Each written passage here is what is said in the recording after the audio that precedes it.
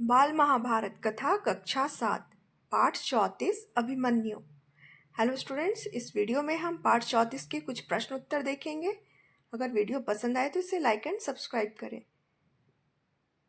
प्रश्न संख्या 1 है, 13वें दिन संसप्तकों ने युद्ध के लिए किसे ललकारा? उत्तर है अर्जुन को। प्रश्न संख्या 2, द्रोणाचार्य के द्वारा बनाया गया चक्रव्यूह किसने तोड़ा? उत्तर है अभिमन्यु ने द्रोणाचार्य द्वारा बनाया गया चक्रव्यूह को तोड़ा। प्रश्न संख्या 3, यह किसने किससे कहा है कि अभिमन्यु के कवच को भेदा नहीं जा सकता? ठीक से निशाना साधकर इसके रथ के घोड़े की रास को काट डालो और पीछे की ओर से इस पर अस्त्र चलाओ। उत्तर है इस कथन को द्रोणाचार्य ने कर्ण से कहा है।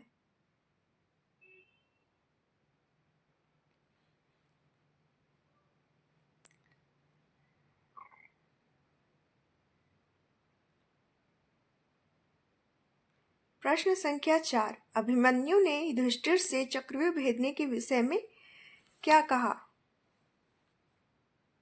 उत्तर है अभिमन्यु ने कहा, महाराज, चक्रव्यूह में प्रवेश करना मुझे आता है, पर प्रवेश करने के बाद कहीं कोई संकट आ गया तो व्यूह से बाहर निकलना मुझे याद नहीं है।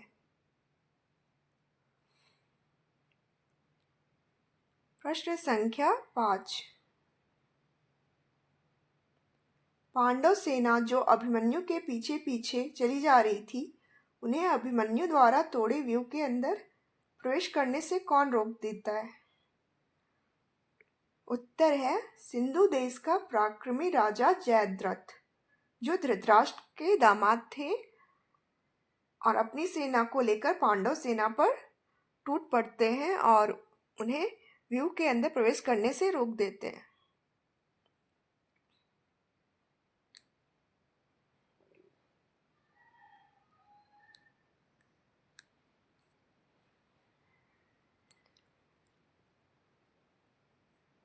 प्रश्न संख्या 6, अभिमन्यु की बाण वर्षा से व्याकुल होकर जब सभी योद्धा पीछे हटने लगे तो कौन अकेला जाकर अभिमन्यु से भिड़ गया? उत्तर है दुर्योधन का पुत्र लक्ष्मण अकेला जाकर अभिमन्यु से भिड़ गया। वह वीर बालक भाले की चोट से तत्काल मृत होकर गिर पड़ा।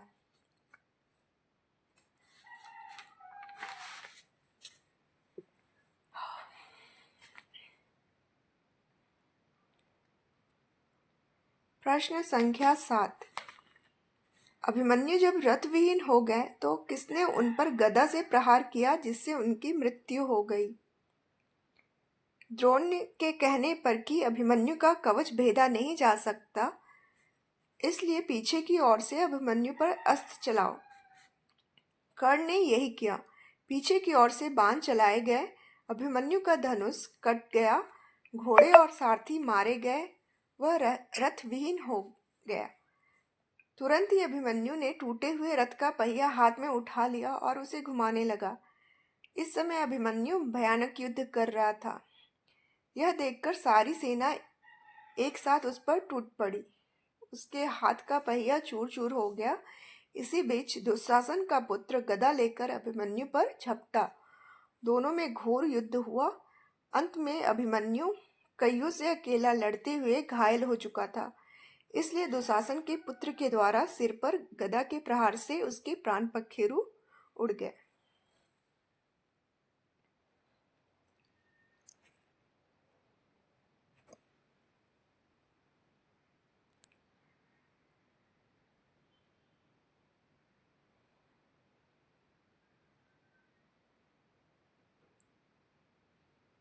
प्रश्न संख्या 8, अभिमन्यु के मारे जाने के बाद अर्जुन ने क्या प्रतिज्ञा ली?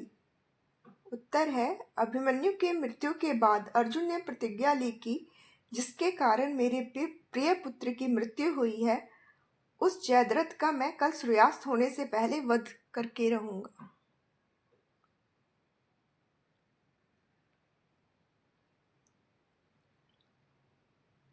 प्रश्न संख्या 9, जयद्रथ को जब अर्जुन की प्रतिज्ञा के बारे में मालूम हुआ तो उन्होंने क्या किया? सिंधु देश के सुप्रसिद्ध राजा वृत्रछत्र के पुत्र जयद्रथ को जब अर्जुन की प्रतिज्ञा का हाल मालूम हुआ तो वह दुर्योधन के पास गया और बोला, मुझे युद्ध की चाह नहीं है, मैं अपने देश चला जाना चाहता हूँ।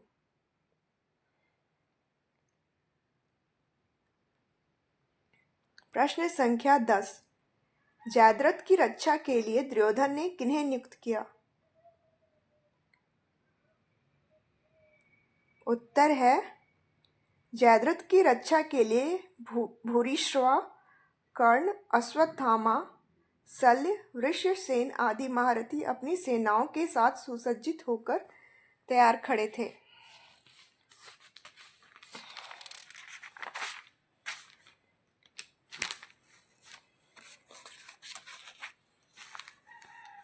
प्रश्न संख्या 11। अर्जुन जब संसप्तकों का संहार करके दक्षिण की ओर से लौट रहे थे तो उन्होंने श्री कृष्ण से क्या कहा? अर्जुन ने श्री कृष्ण से कहा, जनार्दन, मेरा मन घबराया हुआ है, मैं भ्रांत सा हो रहा हूँ। सब भाई कुशल से तो होंगे।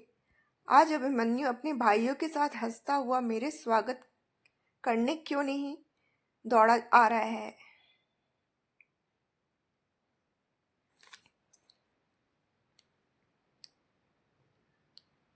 प्रश्न संख्या 12। श्री कृष्ण पर किसने प्रहार किया और उसका क्या परिणाम हुआ? उत्तर है श्री कृष्ण पर श्रुतयुद्ध ने गदा से प्रहार किया, परंतु निशस्त्र और युद्ध में शरीक न होने वाले श्री कृष्ण पर फेंककर मारी गई गदा श्रुतयुद्ध को ही जा लगी और श्रुतयुद्ध मृत होकर गिर पड़ा।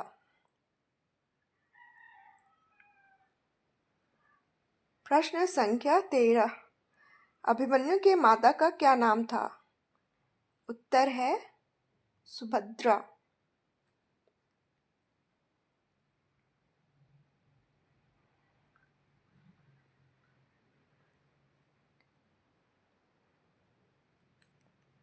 Thank you for watching my video.